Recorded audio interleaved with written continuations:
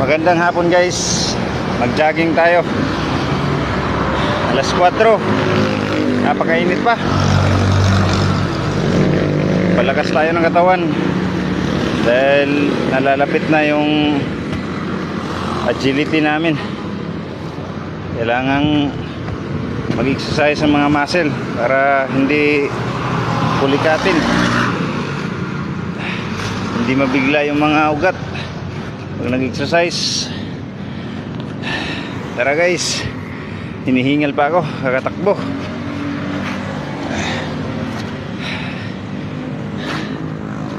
Pagtrabahuan lang natin kung anong gusto nating maabot sa buhay.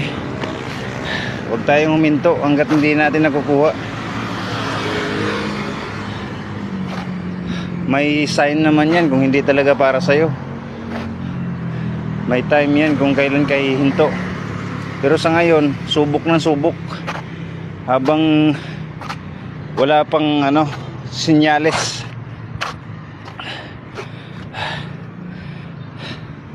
Walking muna bago jogging, para hindi mabigla yung mga binti.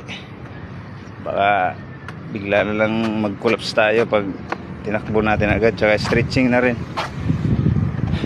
Salamat guys sa panonood. Jogging muna ako, balik.